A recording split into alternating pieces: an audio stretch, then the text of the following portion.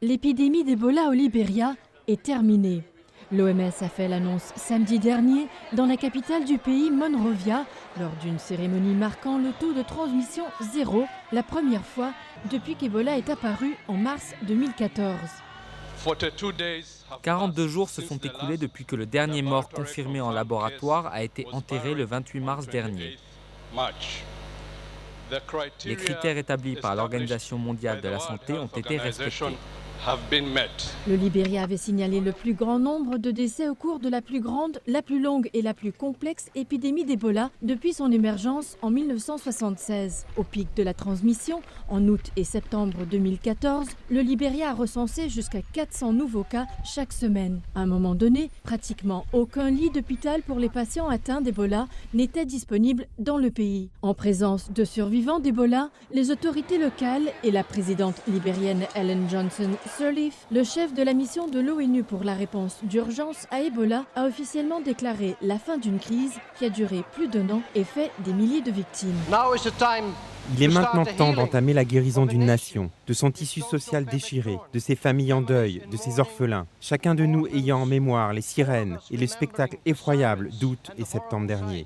Mais surtout, il est maintenant temps, Madame la Présidente, d'être fière des communautés qui ont très clairement démontré la force intérieure du peuple libérien. Mais alors que règne un sentiment de joie au Libéria, les préoccupations entourant le virus Ebola ne sont pas encore dissipées. Juste cette semaine, l'Italie a annoncé un premier cas de la maladie à Rome.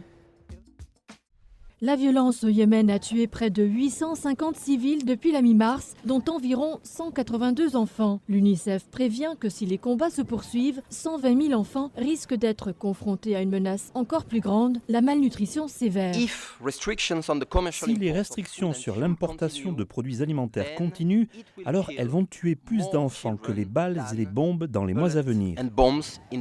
Une trêve humanitaire dans le conflit cette semaine a permis à des navires transportant des fournitures de secours indispensables d'accoster au Yémen. Mais les équipes de secours continuent de lutter pour atteindre les civils de plus en plus vulnérables.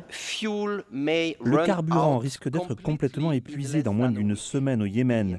Dans cette situation difficile, l'UNICEF fournit des services vitaux dans les domaines de la santé, de la nutrition, de l'eau et de l'assainissement et des services à travers le pays. Cependant, notre accès humanitaire dans de nombreuses régions est extrêmement difficile et nous sommes fréquemment empêchés par les parties au conflit de nous rendre dans des endroits où les gens en ont le plus besoin. Un nouveau tremblement de terre de magnitude 7,3 a frappé le Népal mardi, et ce 2 semaines et demie après le premier séisme dévastateur qui a tué plus de 8000 personnes et détruit des infrastructures. Les responsables népalais ont déclaré que plus de 48 personnes ont été tuées et au moins 1000 blessés au cours de cette dernière secousse qui a frappé alors que les opérations étaient en cours pour livrer de l'aide et des fournitures aux populations touchées.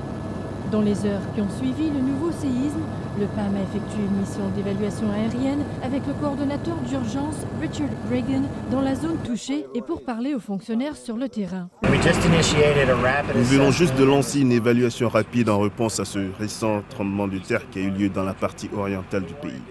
Nous voulions déterminer rapidement si le personnel était en sécurité, s'il y avait eu un impact sur nos opérations en cours, et aussi pour savoir quels nouveaux endroits ont été touchés.